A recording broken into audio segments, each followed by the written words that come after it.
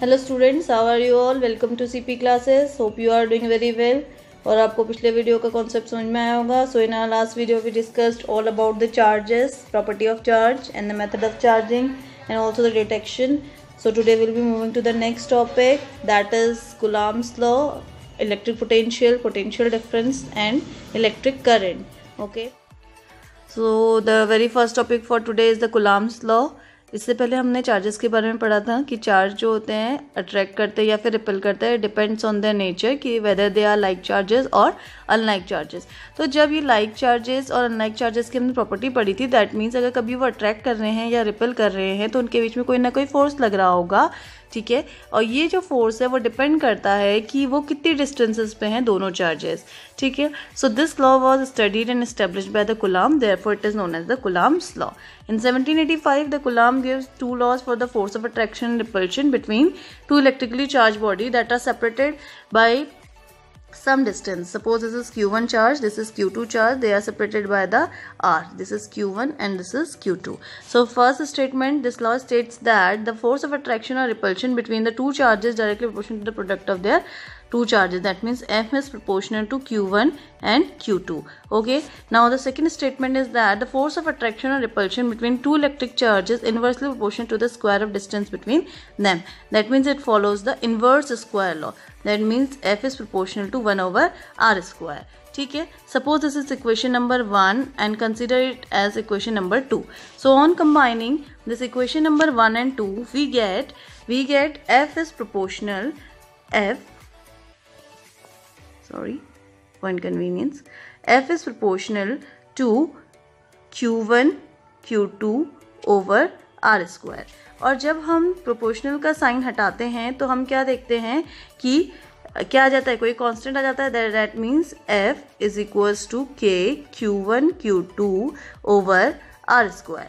ठीक हो गया, and this K is called the constant of proportionality and this expression is known as the Coulomb's का law. ठीक हो गया, तो hence according to the Coulomb's का लॉ क्या हम बात कर सकते हैं कि जो फोर्स होगा, this electrostatic force is equal to the between the 2 point charges is directly proportional to the product of क्या, product of two charges and inversely proportional to the square of distance between them. ठीक है, and this is a vector quantity. जो ये force है ये कैसी quantity होगी, हमारे पास वेक्टर क्वांटिटी होगी.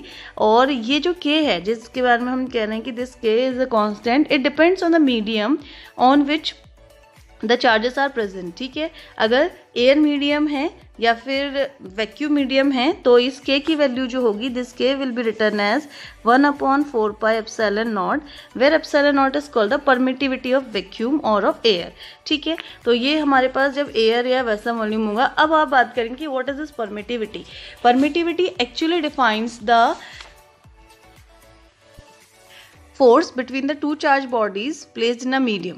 ठीक है, जब आप किसी चार्जेस को रखते हो तो उनके बीच में जो भी फोर्स लगेगा वो जो डिसाइड करेगा, that is called the permittivity. तो actually this is a property.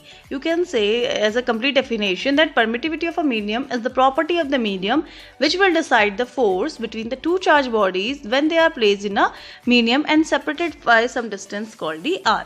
ठीक है, तो जब आपका वैक्यूम और वाला मीडियम, एयर वाला मीडियम होगा तो हमारे पास K की value will be K is equals to 1/4 pi epsilon naught होगी. ठीक है, बट इफ द अगर उससे जो मीडियम अगर एयर और वैक्यूम से हटके होगा तो उसमें हम वाली वैल्यू लेते हैं K is equals to 1/4 pi epsilon. But अब यहाँ पे क्या आ जाएगा, हम उस मीडियम को लिख देंगे M. ठीक है, so this is known as the permittivity of the medium. ठीक, तो अभी हम अगर एयर के बारे में ही बात कर रहे हैं तो then we have the formula that is F is equals to 1/4 pi epsilon naught Q1 Q2 over R का स्क्वायर. ठीक है, इसके बारे में हमने पढ़ा कि दिस इज द कूलॉम्स का लॉ. ठीक, अब जब हम इसके बारे में बात करते हैं तो इसकी दिस K की value is taken as this K. जब हम इसको पूरी वैल्यू रख के सॉल्व करते हैं, एप्सिलॉन नॉट की वैल्यू जो होगी that will B 8.85 into 10 to the power -12, 10 to the power -12. और परमिटिविटी डिसाइड करता है कि फोर्स कौन सा होगा, तो इसकी यूनिट है कूलॉम का स्क्वायर, न्यूटन -1 एंड मीटर का स्क्वायर. ठीक है, तो on putting this value here 1/4 pi epsilon naught में जब इसकी वैल्यू को पुट करते हैं तो we get the value of K is equal to 9 into 10 to the power 9 newton metre square coulomb -2। ठीक है, so this is the value of K on solving the numerical. हमें इसकी बहुत ज़्यादा ज़रूरत पड़ेगी, तो ये आ जाएगा। And the dimensional formula for the permittivity will be m-1 l-3 t4 and a2। Okay, तो ये चीज़ अब हमारे पास आ जाएगी कि किस तरीके से कूलाम्स लॉ को आप डिफाइन करेंगे और क्या होगा। ठीक हो गया। तो अगर ये तो हमने बात करी कि जब वैक्यूम और एयर इस तरीके से होगा, और ये स्टैंडर्डाइज यूनिट पे हम बात कर रहे हैं, तो जब एयर और वैक्यूम को हम मीडियम मानते हैं और इनकी क्वांटिटीज़ को हम मेजर करते हैं सीजीएस सिस्टम में, तो जो कांस्टेंट और प्रोपोर्शनलिटी है दिस के की value will be equal to 1। हमने से क्या ले लेंगे सीजीएस सिस्टम में, दिस के की value will be equal to 1। So this is all about the Coulomb's law. Coulomb's law is force को डिफाइन करता है between the 2 point charges, that is F is equals to K Q1 Q2 upon R square. ठीक हो गया, तो this is the Coulomb's law. Now the next topic is electric field. First of all we'll be defining field. Field हम हर किसी को पता है कि field क्या होता है ना। जब आप गेम खेलने जाते हैं तो क्या होता है, आपका एक पर्टिकुलर फील्ड डिसाइड होता है कि आपने इतने ही फील्ड में गेम खेलना है। तो हेयर सिमिलरली इलेक्ट्रिक फील्ड के बारे में जब हम बात करते हैं, इससे पहले हमने चार्ज को देखा। चार्ज लाइक अनलाइक दोनों होते हैं, उनके बीच में अट्रैक्शन और रिपल्शन दोनों होता है ना। और जब अट्रैक्शन रिपल्शन होता है तो उसके बीच में कोई ना कोई फोर्स लग रहा होता है, हमने ये भी देखा। और साथ ही में जब हमने कूलाम्स लॉ पढ़ा तो हमने क्या पढ़ा, F is inversely proportional to R square, यानी कि क्या है, ये R के इन्वर्सली प्रोपोर्शनल है। तो जब इस फील्ड में आपको गेम खेलना है तो जितनी भी डिस्टेंस पे होगा तो कहीं ना कहीं पे आप फोर्स का इन्फ्लुएंस फील कर पाएंगे। लेकिन जब आप क्या करेंगे, इसको थोड़ा सा इन्फिनिटी पे अगर मैं पहुंचा दूँ, अगर इस चार्ज की अप्रोच जो है बिल्कुल इन्फिनिटी पे रख दूँ, तो वहाँ पे क्या होने लग जाएगा, larger the distance force will be minimum, right, क्योंकि इन्वर्स प्रोपोर्शनल है। तो इसीलिए अगर मैं इसको इन्फिनिटी पे रख दूँ तो फोर्स विल बी 0।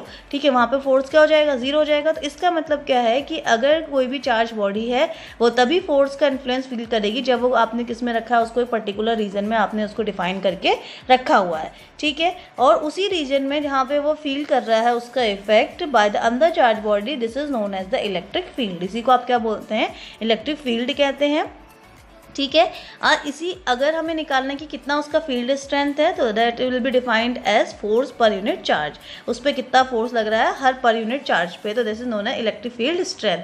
ठीक है, तो electric field is a region around the charge particle within which the other charges experience the force of attraction and repulsion, and electric field is defined as the electric force per unit charge. That means E is equals to F upon Q. This is called the electric field intensity, आपने you can say electric field strength. ठीक है, इसकी unit क्या हो जाएगी, अगर मैं इसकी यूनिट के बारे में बात करूँ तो फोर्स की यूनिट क्या होगी, न्यूटन, और इसकी यूनिट क्या हो जाएगी, पर coulomb, that means Newton per coulomb.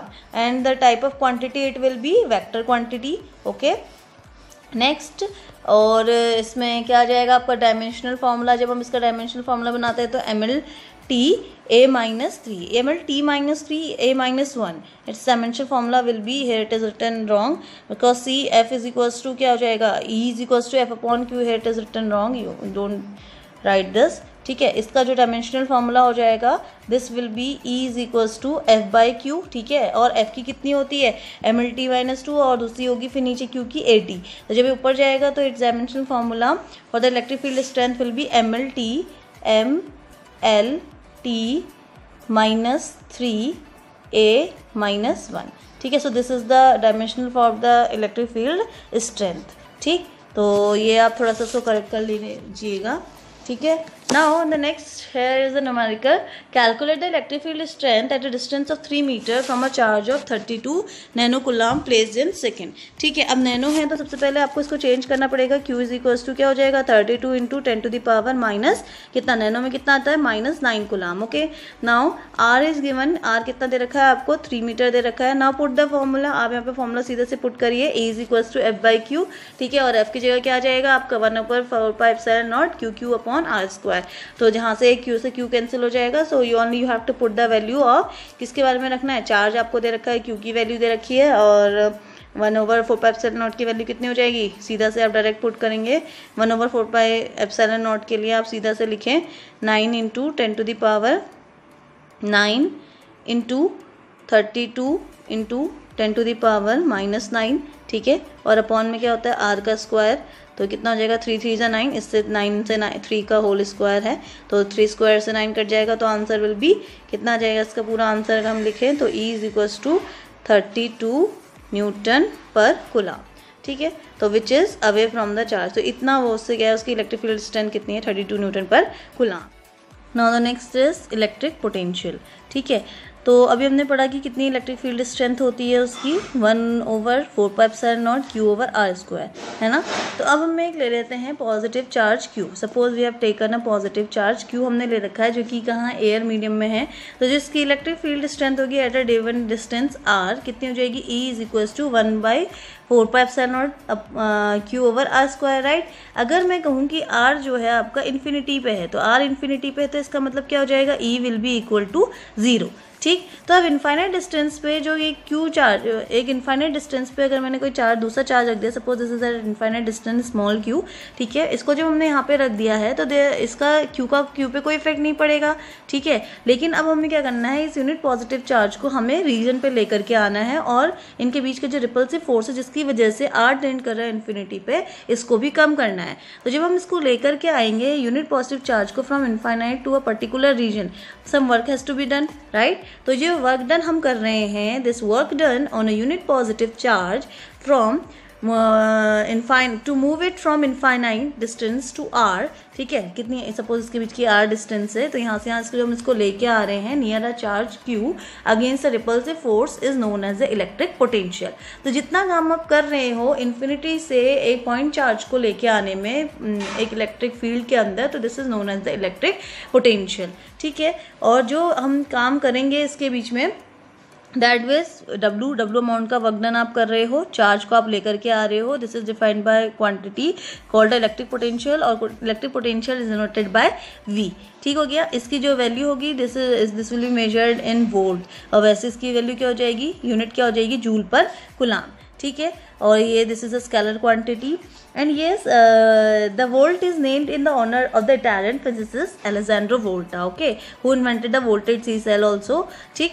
अब हम ये कहते हैं कि 1 जूल, ठीक है, how you will be defining the 1 joule. 1 joule work कब होगा, when 1 joule work is done in bringing 1 coulomb positive charge from infinity to a point in an electric field, then the electric potential at that point will be 1 volt, ठीक है। हम इसको कैसे define करेंगे, 1 volt को कैसे define करेंगे, 1 joule का काम जब होगा एक कूलम्ब के चार्ज को इलेक्ट्रिक फील्ड में लेके आते समय, then the potential is said to be 1 volt, okay।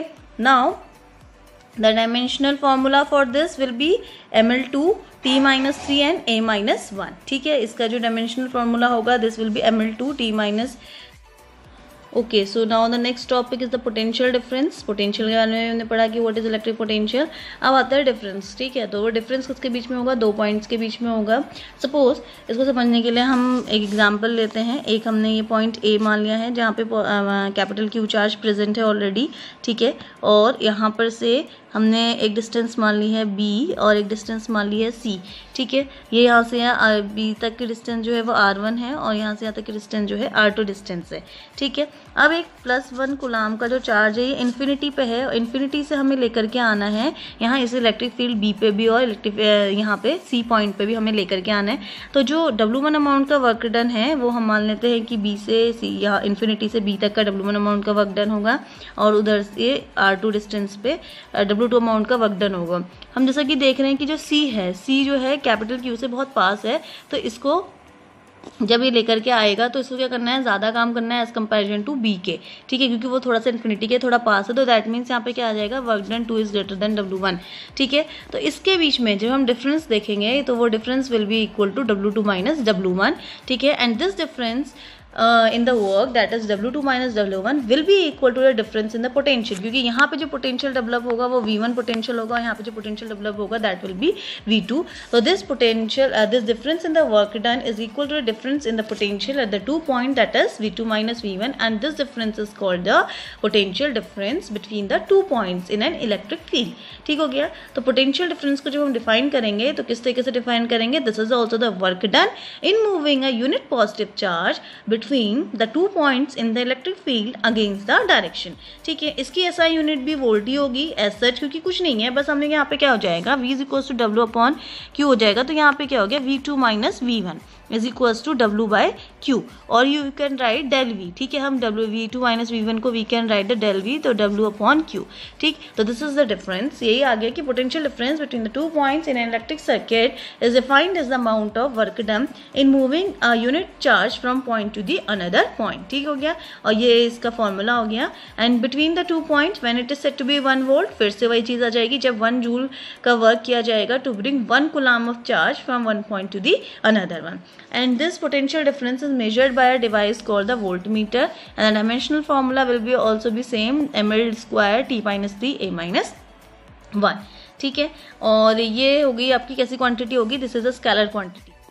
So this is something about the voltmeter. Voltmeter is an instrument which is used to measure the electric potential difference, अभी हमने देखा, ठीक है। दो टाइप्स के वोल्टमीटर होते हैं, analogue और डिजिटल। जो एनालॉग होते हैं उसमें पॉइंटर स्केल होता है, जैसे आप ये डायग्राम में देख रहे हैं, दिस इज एनालॉग, ये भी एनालॉग है, ये भी एनालॉग है, ठीक है। इसमें पॉइंटर स्केल होता है जो कि मूव करता है, ठीक है, जितने से भी आप कनेक्ट करोगे, जहाँ पे भी उसकी वोल्टेज होगी, जैसी भी होगी, वो सब आपको इसमें डिस्प्ले कर देगा।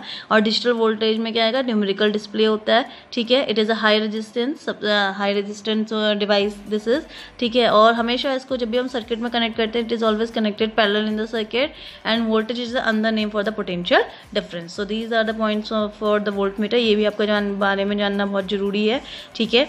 Next is about the electric current. Now the next topic is the electric current, okay. तो देखो, इलेक्ट्रिक करंट के बारे में ही जानने के लिए हमने इतनी सारी चीज़ों के बारे में पढ़ा, चार्ज के बारे में पढ़ा, इलेक्ट्रिक फील्ड के बारे में हमने पढ़ा, इलेक्ट्रिक पोटेंशियल के बारे में हमने पढ़ा, पोटेंशियल डिफरेंस के बारे में पढ़ा। नाउ द टर्म कम्स है electric current. So what is this current? अगर सिंपल से डेफिनेशन के बारे में बात करी जाए तो rate of flow of charge, जो चार्ज का फ्लो है, this is known as the electric current, यही हम बताते हैं, ठीक है। तो एग्जैक्ट डेफिनेशन में जाने से पहले let us take an example. So चलिए स्टार्ट करते हैं। अब हमने क्या लिए, 2 वाटर टैंक लिए हैं, ठीक है। अब हम यहाँ पे ले रहे हैं 2 वाटर टैंक, जिसमें हम एक का वॉल्यूम थोड़ा सा कम रखेंगे और एक का वॉल्यूम थोड़ा सा ज़्यादा रखेंगे। Suppose this is a tank A और this is a tank B, ठीक है। इसको हमने ऊपर तक भर रखा है, इसको हमने थोड़ा सा नीचे तक ही फिल करा हुआ है। बीच में इनके जो है ये पाइप है, both the tanks are connected by a pipe at the bottom with a tap, ठीक हो गया। अब यहाँ पे आप देख रहे हैं कि जो volume of the water in tank A is less than the tank B, ठीक हो गया। अब हमने जब टैप को क्लोज करा तो कोई भी पानी यहाँ से आ नहीं जाएगा पाइप के थ्रू, लेकिन जैसे ही आपने इसको ओपन करेंगे तो अब क्या करेगा, क्वांटिटी अगर ए में कम भी है तो यहाँ से पानी क्या करेगा, इधर की तरफ को ट्रैवल करेगा, और ये तब तक ट्रैवल करेगा till there is a difference in the level of the water in the tank. जब तक ये क्या हो जाए, कंप्लीट ना हो जाए, इन दोनों का लेवल दोनों का बराबर ना आ जाए, तब तक ये करते रहे, कंप्लीटली ट्रैवल करते रहेगा। तो इसका मतलब इनिशियली जब हम इन दोनों कंपेयर करें, जब इसका हायर लेवल होगा तभी तो जा रहा होगा इधर से, नहीं तो आपका लोअर लेवल, लोअर पोटेंशियल, यहाँ कम है पोटेंशियल, तो यहाँ से यहाँ तो नहीं जा रहा पानी, ठीक है। बी से ए में तो फ्लो नहीं कर रहा, जहाँ ज़्यादा होगा वहीं से ही आई को फ्लो करेगा, राइट। तो that means we can say that A is at higher potential and B is at lower potential, ठीक हो गया। तो ये तो बात करी हमने इस टैंक के बारे में। अब हम इसको रिलेट करते हैं फ्रॉम द चार्जेस, ठीक है। तो सिमिलरली जब आपके दोनों चार्जेस हैं, 2 चार्जेस जो एक हायर पोटेंशियल पे and another at the lower potential, when they are connected by an electrical conductor, then the positive charge flow from the body at higher potential to the body at the lower potential as long as there is a potential difference between them, okay. अब जो body positively charge है वो हमेशा, अब आपको decide करना है ना कि हायर पोटेंशियल और लोअर पोटेंशियल पे क्या है फिर, है ना। तो जो पॉजिटिव चार्ज है वो हमेशा किस पे रहेगी, हायर पोटेंशियल, और जो नेगेटिव चार्ज है this is that body said to be at the lower potential, ठीक है। तो पहले के टाइम पे जो डेवलपमेंट है इलेक्ट्रिसिटी के, तो पहले माना जाता था कि जो सिर्फ और सिर्फ किसकी वजह से है, पॉजिटिव चार्जेस की वजह से ही है, ठीक है। Thus electric current was suppose to be due to the motion of the positive charges from a body at higher potential to the body of lower potential. लेकिन बाद में ये later on it was discovered that it is not the motion of positive charges that constitute the electric currents. उसमें क्या है, आपके बहुत सारे फ्री इलेक्ट्रॉन्स भी हैं, जिसकी वजह से क्या हो रहा है, आपका कंडक्टर इलेक्ट्रिक करंट को कॉन्स्टिट्यूट करता है, ठीक है। तो बाद में बहुत सारे थ्योरीज आई, बहुत सारे डेवलपमेंट हुए, तो लेकिन ये सारे ही डेवलपमेंट एक प्रायर असम्पशन पे थे, जो कि इन्होंने पहले ही बता दिया था कि जो आपका इलेक्ट्रिक करंट हो रहा है वो किसकी वजह से है, because it is due to the motion of the positive charges. So this all the assumption were based on the prior assumption. ठीक है, यही कि फ्लो ऑफ पॉजिटिव चार्ज की वजह से ही क्या हो रहा है, आपका इलेक्ट्रिक करंट हो रहा है.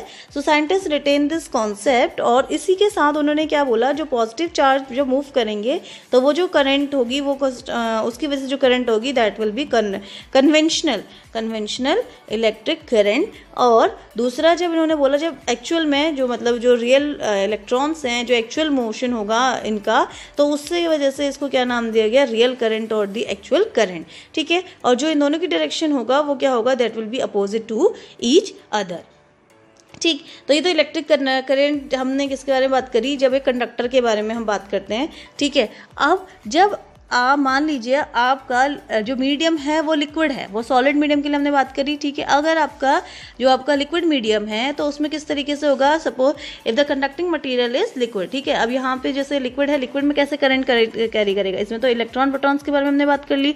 ठीक है, अगर यहाँ पे लिक्विड है, जैसे कि अगर हम बात करें किसके बारे में, इलेक्ट्रोलाइट है, तो तब आप कैसे कहेंगे कि किस तरीके से इलेक्ट्रिक करंट कैरी कर रहे हैं.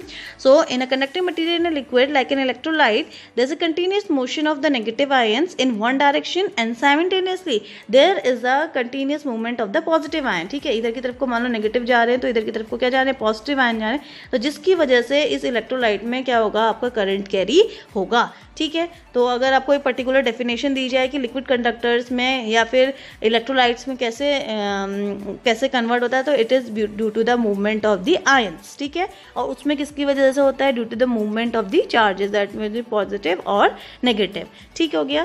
तो नाउ लेट्स सी, अब हम इसकी पूरी प्रॉपर डेफिनेशन में आते हैं कि what is the electric current. तो that means the rate of flow of electric charge is known as the, क्या कहेंगे हम आपको, rate of flow of electric charge in a conductor is known as the electric current, and this electric current is denoted by I is equals to Q by T, and the SI unit of electric current is coulomb पर second. और बाकी वैसे अगर हम बात करेंगे तो क्या हो जाएगी इसकी एम्पेयर. ठीक है, and the device which is use to measure it is known as the ammeter. ठीक है, जैसे अभी आपने उधर देखा था, ठीक है, वोल्ट मीटर देखा था, वैसे ही यहाँ पे जो डिवाइस को मेजर करने के लिए होती है at a time T is known as the ammeter.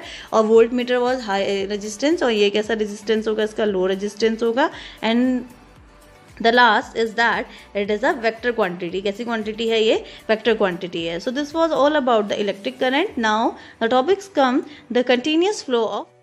So till now we studied about the potential difference side, potential difference electric current के बारे में हम पढ़ा, और हमने ये पढ़ा कि दो पॉइंट्स के बीच में जो पोटेंशियल डिफरेंस होता है उसकी वजह से क्या होगा, इलेक्ट्रिक करंट उसके बीच में क्या करता है, चलता रहता है. तो सबसे simplest way to maintain a potential difference between the two ends of a conductor is to get the continuous flow of current. ठीक है, तो इसीलिए हम क्या करते हैं, उस कंडक्टर को किससे कनेक्ट कर देते हैं, एक बैटरी से या फिर उसके सेल से हम कनेक्ट कर देंगे, तो उसमें क्या होगा, कंटिन्यूस फ्लो आएगा. तो जिसकी वजह से जो सेल या आपने बैटरी जो भी लिया है उसमें जो भी केमिकल रिएक्शन होगी तो वो पोटेंशियल डिफरेंस उसको मेंटेन करेगा at the end of its terminal. और इसी पे जो पोटेंशियल डिफरेंस है वो करंट को ड्राइव करता है थ्रू जिसमें सेल या बैटरी जिससे भी आप कनेक्ट करेंगे. ठीक है, चलो इसको एक एग्जांपल से लेकर हम इसको समझते हैं. ठीक है, सपोज हमने एक बल्ब ले लिया. ठीक है, this is a bulb B. ठीक, और हमने इसको किससे कनेक्ट कर रखा है, एक सेल या बैटरी से हमने इसको कनेक्ट कर दिया है. Suppose this is a cell of 3 volt. ठीक है, अब हमने इसको कनेक्ट कर दिया है, तो अब क्या करेगा, और ये वायर जो हमने ले रखी है वो कैसी वायर है, कॉपर वायर है. So I have taken this cell और potential difference between it is 3 volt. ठीक है, दोनों टर्मिनल, एक पॉजिटिव टर्मिनल से एक नेगेटिव टर्मिनल होगा. Suppose this is a positive, ये पॉजिटिव टर्मिनल है, और ये कौन सा टर्मिनल है, नेगेटिव टर्मिनल है. जब आपने इस सेल को कनेक्ट किया इस बल्ब से थ्रू कॉपर वायर, तो जो इसका पोटेंशियल डिफरेंस है जिसकी वजह से क्या करेगा, करंट जाएगा और ये बल्ब क्या करेगा, आपका ग्लो करेगा. ठीक है, तो इसी तरीके से continuous flow of electric current के लिए आपको क्या करना होता है, you have to maintain the potential difference between the two ends of a conductor. Now the next topic is direction of electric current. ठीक है, अब देखो डायरेक्शन ऑफ इलेक्ट्रिक करंट, तो जब इलेक्ट्रिसिटी इन्वेंट करी गई थी तो मैंने आपको बताया कि 2 टाइप के चार्जेस हैं, जिसमें से एक पॉजिटिव चार्ज है और एक नेगेटिव चार्ज है. लेकिन नेगेटिव चार्ज ये इलेक्ट्रॉन्स की डिस्कवरी बहुत बाद में हुई थी. यही माना जाता था कि पॉजिटिव की वजह से ही क्या हो रहा है, आपका मूवमेंट हो रहा है चार्जेस का. तो जो डायरेक्शन होती है हमेशा कैसे दिखाई जाती है, from positive to negative, that means from higher potential to the lower potential. ठीक है, so this is the direction of electric current always from the positive to the negative side. Now the next topic is the direction of the electric current. तो अब इसकी direction कैसे होगी, पहले भी मैंने आपको बताया था कि जब इलेक्ट्रिसिटी इन्वेंट हुई थी तो वहाँ पे दो टाइप के चार्जेस हैं, एक कौन सा पॉजिटिव चार्ज है, दूसरा कैसा है नेगेटिव चार्ज है, ठीक है। तो उस टाइम पे नेगेटिव चार्ज की जो डिस्कवरी है बहुत बाद में हुई थी। सबसे पहले यही माना था कि जो किसके मूवमेंट की वजह से इलेक्ट्रिक करंट डेवलप हो रहा है, पॉजिटिव की वजह से। तो हमेशा अभी भी हम जो डायरेक्शन लेते हैं इलेक्ट्रिक करंट की, this is from positive to the negative terminal, ठीक है। हमेशा कैसे माना जाएगा, from higher potential, this positive higher potential है, और ये लोअर पोटेंशियल से तो higher potential to the lower potential. The actual flow of electron which constitute the current is however from negative terminal to the positive terminal of a cell, that means which is opposite to the direction of the conventional current, ठीक है। Positive वाले को हम conventional मानते हैं ना, तो that means क्या होगा, वो रियल फ्लो जो होगा वो क्या होगा आपका नेगेटिव टू पॉजिटिव की तरफ को आएगा। So this is the direction of the electric. Now the next topic is how the current flows in a wire. अभी मैंने आपको डायरेक्शन बताई कि from positive to the negative terminal में होती है, ठीक है। तो अभी हमने पढ़ा था कि जो इलेक्ट्रिक करंट है, what is the electric current, it is the flow of electron in a metal wire और इन कंडक्टर, राइट। तो अब एक कंडक्टर में क्या होते हैं, बहुत सारे फ्री इलेक्ट्रॉन्स, एक इधर है, एक इधर है, एक इधर है, एक इधर है, इधर है, जिसकी डायरेक्शन डिफाइन है, कोई कहीं को भी जा रहा है, इधर से उधर कहीं को भी जा रहा है, ठीक है। बट जैसे ही हम इसको अब किससे कनेक्ट कर देते हैं, आपका एक सेल या बैटरी से जब आप इसको कनेक्ट कर देंगे, ठीक है, ये पॉजिटिव टर्मिनल है और ये नेगेटिव टर्मिनल, जैसे पॉजिटिव टर्मिनल और ये नेगेटिव टर्मिनल है। तो अब आप क्या देखेंगे कि अगर जो करंट है, करंट जब क्या करेगा, पॉजिटिव से नेगेटिव की तरफ को फ्लो करेगा, तो इलेक्ट्रॉन्स का जो फ्लो होगा वो क्या हो जाएगा, उसकी अपोजिट डायरेक्शन में होगा, ठीक है। तो इस तरीके से करंट क्या करता है, वायर में फ्लो करता है, ठीक है। अभी जो फ्री इलेक्ट्रॉन जो कहीं को भी मूव कर रहे थे, अब एक उनकी पर्टिकुलर डायरेक्शन होगी। अगर आपने पॉजिटिव टर्मिनल इधर से कनेक्ट किया, तो अगर पॉजिटिव से नेगेटिव जा रहे हैं तो इलेक्ट्रॉन्स का फ्लो किस साइड होगा, दिस साइड, ठीक है, उसकी अपोजिट डायरेक्शन में होगा। तो this is how the current flows in an electric wire, ठीक हो गया। Next is the electric circuit, ठीक है। now what is the electric circuit, it is a continuous conducting path consisting of wire and other resistance switch between the two terminal of a cell or a battery along which an electric current flows in a circuit, flows is called the circuit, ठीक है। तो circuit क्या होगा, जिसमें आपके पास क्या क्या चीज़ें हमने ले रखी है, यहाँ पे वायर है, अदर रेजिस्टेंस डिवाइसेस है, स्विच होगा ऑन ऑफ करने के लिए दो terminals of a cell of a battery के बीच में, तो this is known as a circuit. तो इन सबको मिला करके क्या चीज़ें बन रही है, आपका एक सर्किट बन रहा है। तो there are two types of circuit, open electric circuit and the close electric circuit. Open कब होगा, जब आपने क्या कर रखा होगा, उसका स्विच क्या होगा, ओपन की बात अगर मैं आपसे कहूँ तो स्विच ओपन है, इसका मतलब क्या है, circuit gets broken, therefore no current flows through it, ठीक है। और क्लोज में क्या हो जाएगा आपका, when the switch is close the circuit is complete. इसका मतलब क्या है कि आपका जो स्विच है वो पूरा का पूरी तरीके से बंद है and the current will flow through it. So this is the these are the types of the electric circuit, open electric circuit and the close electric circuit. Now there are some symbols, है ना, हर चीज़ को represent करने के अपने अपने symbols होते हैं, ठीक है। बहुत क्योंकि इतना बड़ा बड़ा डायग्राम हम हर बार तो नहीं बना सकते। जब आपने केमिस्ट्री में भी आप एलिमेंट्स पढ़ते हैं तो उतने बार ही बड़े बड़े एलिमेंट्स का नाम लिखने की जगह उनके कुछ ना कुछ सिंबल्स हैं। तो सिमिलरली यहाँ पे भी हर सर्किट सिंबल अपने अपने कंपोनेंट्स का अपना अपना सर्किट सिंबल है। तो जब हम बात करते हैं एक सेल की, तो सेल अगर हम ड्रॉ करते हैं तो किसे ड्रॉ कर, cell will be drawn as like this. जब हम सेल के बारे में बात करेंगे तो आपने क्या करना है, एक लाइन यहाँ से, एक ये और एक ये, तो this is known as the cell, जिसमें से जो बड़ा वाला जो बड़ी वाली लाइन है, this is as the positive terminal and this is the negative terminal. तो ये हो गया सेल के बारे में, ठीक है। तो सबसे पहला आ गया सेल, इसका circuit symbol. Now the second, जब हम सेकंड के बारे में बात करेंगे तो सेकंड क्या हो जाएगी आपके पास, बैटरी, ठीक है। तो battery is the combination of cell, right. तो इसका मतलब हम क्या कर देंगे, बहुत सारे सेल्स को इकट्ठा कंबाइन कर देंगे। देखो अब मैंने कितने सेल कंबाइन कर दिए, 3 सेल कंबाइन कर दिए, जिसमें से पॉजिटिव टर्मिनल ये है, नेगेटिव टर्मिनल ये है, तो दिस इज द बैटरी, ठीक है। ये कितने सेल की बैटरी है, 3 सेल की बैटरी हो गई, तो this is the battery. Now the wire, जब आपको एक कनेक्टिंग वायर का सिंबल दिखाना है तो उसका सिंबल हो जाएगा सिंपल ये, ठीक है। लेकिन जब आप वायर ज्वाइंट का सिंबल दिखाएंगे तो कुछ इस तरीके से कि ये वायर इससे ज्वाइंट है, ये 2 वायर्स हैं और इन दोनों के बीच में ज्वाइंट पॉइंट आपको दिखाई दे रहा है, ठीक है। तो this is a symbol for a wire joint. Now the next is, जब आपका 2 वायर तो ज्वाइंट है लेकिन वो क्या कर रही है, उससे ज्वाइंटेड नहीं है, उससे क्या कर रही है, सिर्फ उससे पास होते हुए जा रही है। एक ये हो गया, एक इस तरीके से हो गया, तो वायर क्रॉसिंग विदाउट कॉन्टैक्ट। तो तब हम किसे दिखाएंगे, इस तरीके से आप वायर्स को दिखाएंगे। दिखाएंगे। ठीक हो गया। Now the next is resistance. ठीक है, रेजिस्टेंस डिवाइस, अब इसके बारे में हम अच्छे से पढ़ेंगे। तो रेजिस्टेंस को हम डिनोट करते हैं कुछ इस तरीके से। ठीक है, रेजिस्टेंस का सिंबल है R। ठीक, तो दिस इज द रेजिस्टेंस। अब जब हम वेरिएबल रेजिस्टेंस दिखाते हैं तो वो हो जाएगा, या फिर रियोस्टेट हम इसको बोलते हैं, या तो आप इस तरीके से दिखा सकते हैं वेरिएबल रेजिस्टेंस को, या फिर एक और सिंबल होता है, दिस इज दिस वन। ठीक है, तो this is the variable resistance और द रियोस्टेट। ठीक, अब हमने एक डिवाइस पढ़ी थी टू मेजर इलेक्ट्रिक करंट, वो क्या है, आपकी एमीटर है। तो ये हो गई, एमीटर को हम इस तरीके से दिखाते हैं, एक सर्कल और उसके बीच में ए लिख दिया, और इसका एक टर्मिनल हो गया पॉजिटिव और दूसरा टर्मिनल हो गया नेगेटिव। तो this is a device called an ammeter. उतना आपको डायग्राम में मैंने वोल्ट मीटर दिखाया था, सिमिलरली उस तरीके से एमीटर भी होता है, अपने लैब्स में जाके देखिएगा। ठीक है, तो उसको हम अपनी कॉपी पर डिनोट करने के लिए जब हम सर्किट बनाते हैं तो एक इस तरीके से नोट करते हैं, इस तरीके से। ठीक है, सिमिलरली वोल्ट मीटर को जब आप दिखाते हैं तो volt meter is like this, ये पॉजिटिव टर्मिनल और ये नेगेटिव टर्मिनल। और इसी तरीके से एक और डिवाइस होती है, दैट इज द गैल्वेनोमीटर। ठीक है, ये पॉजिटिव और ये नेगेटिव। तो ammeter is used to measure the current and galvanometer is used to detect the current. Current की प्रेजेंस है या नहीं है वो जो चेक करता है, दैट इज द गैल्वेनोमीटर।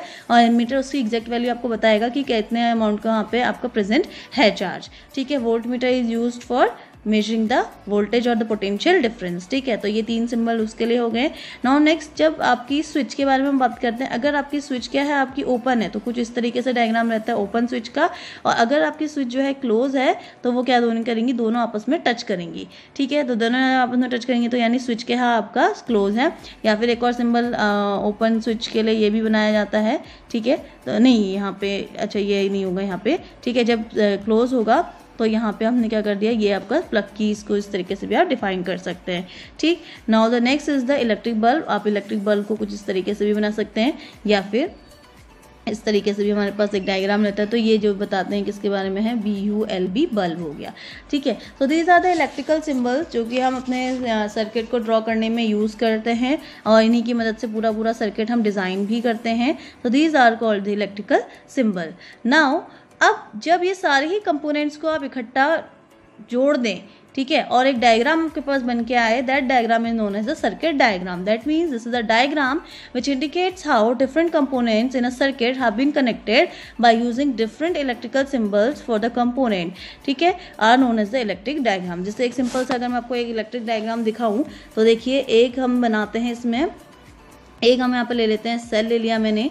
ठीक है, इसको मैंने एक स्विच से कनेक्ट कर दिया है। ठीक, नाउ एक हमने यहाँ पे क्या ले लिया, एक रजिस्टर ले लेती हूँ। ठीक है, नेक्स्ट इसी को मैंने यहाँ पे मेजर करने के लिए एक एमीटर भी ले लिया है। ठीक, नाउ कनेक्टिंग वायर से पूरा सर्किट हमने कंप्लीट कर दिया है। ठीक है, ये कंप्लीट हो चुका है। अब आप देख रहे हैं, और ऐसे वोल्ट मीटर को मैंने आपको क्या बताया था, it is always connected in parallel. तो वोल्ट मीटर को मैंने किससे कनेक्ट कर दिया है, इस रेजिस्टेंस के पैरेलल में कनेक्ट कर दिया। तो एक ही जो आप देख रहे हैं कि डिफरेंट सर्किट सिंबल्स का आपने यूज़ करके क्या कर दिया है, यहाँ पे एक सर्किट को हमने बना दिया है। तो this is known as an electric circuit, जिसमें क्या क्या चीज़ें हैं, एक सेल है। ठीक है, this is the positive terminal, this is the negative terminal, और एक स्विच है। जब आप स्विच को ऑन ऑफ करेंगे तो अपना काम होगा, या फिर आप चाहें तो इसमें बल्ब भी लगा के बल्ब लगा ले, बल्ब ग्लो करेगा जब उसमें करंट फ्लो करता है। तो this is known as a circuit. So students, based on today's topic there are some numerical. ठीक है, थोड़ा सा न्यूमेरिकल हम सॉल्व करते हैं, फिर देखते हैं इसके बाद। Now the very first question is, an electric current passing through a conductor is 5 ampere. Calculate the number of electrons that pass through a given cross section of the conductor in 1 microsecond. तो हमें यहाँ पे क्या क्या दे रखा है, आपको एक इलेक्ट्रिक करंट दे रखा है और दूसरा टाइम दिया है, and we have to find the number of electron. So let's see its solution.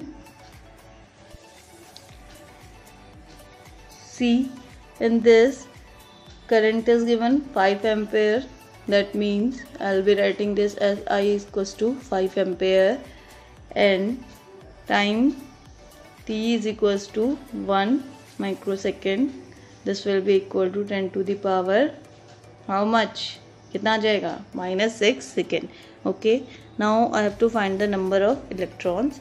तो और E की value will be 1.6 into 10 to the power -19 coulomb. Okay, so the formula, what is the formula for this, I is equals to Q/T, और Q का क्या था, जब हमने quantization पढ़ा था, Q की जगह will be NE/T। So putting the values we get, we have to find N, and I की वैल्यू हम यहाँ पे पुट करेंगे 5 ampere IT over E. So on putting the values, 5 into 10 to the power minus 6 upon 1.6 into 10 to the power minus 19. Okay, so now n is equals to 5 by 1.6 into, पहले 10 की power को मैं solve कर लेती हूँ, इससे थोड़ा सा आसान हो जाता है क्वेश्चन. तो 5 by 1.6 n is equals to, on solving this we get 3.125 into 10 to the power plus किसकी आ जाएगी 13. Okay, let's moving to the second. Calculate the electric current through the wire if 10 coulomb of charge flows through a cross section area of the wire in 2 seconds. See, in this charge q is equals to 10 second, then t is equals to 2 second. ठीक है, q हमें दे रखा है, t हमें दे रखा है. Now I have to calculate the electric current, that means I is equals to q by t. So on solving I am getting 10 by 2 which will be equal to 5 ampere का current. So the total current will be 5 ampere. Now the third one, the electric potential, that is V equal to 6 volt is given. The electric potential at a point 1 and electric field is 6 volt. Now find the work done in bringing 12 coulomb of charge from infinity to that point. हमें charge दिया है, ये V दे रखा है, so we have to find the charge. Now let's see its answer. CV is equals to 6 volt, then Q is equals to 12 coulomb, then W is equals to how much? So W is equals to, we have formula Q into V. We will be putting this value here, 6 into 12 equal to 72 joule. This is okay. So the next numerical is that the force exerted on a 3 coulomb of charge placed at a point in an electric field is 9 Newton. And calculate the electric field strength at that point. तो हमें उस point पे उसकी electric field strength निकालनी है. So let's see its solution. Okay, so today's last question. 2-point charge bodies 3 microcoulomb and 4 microcoulomb are separated by 2 meter in air. Find the magnitude of electrostatic force between them. So let's see its solution. See, this Q1 is equal to 3 microcoulomb and Q2 is equal to 4 microcoulomb. Now the distance between them is R is equals to 2 meter. Okay, now see, these are the 2-point charges Q1 and Q2 separated by a distance R, and we have to find the force. So we have a formula, Coulomb's law, F is equals to K Q1 Q2 upon R square. That means we'll be writing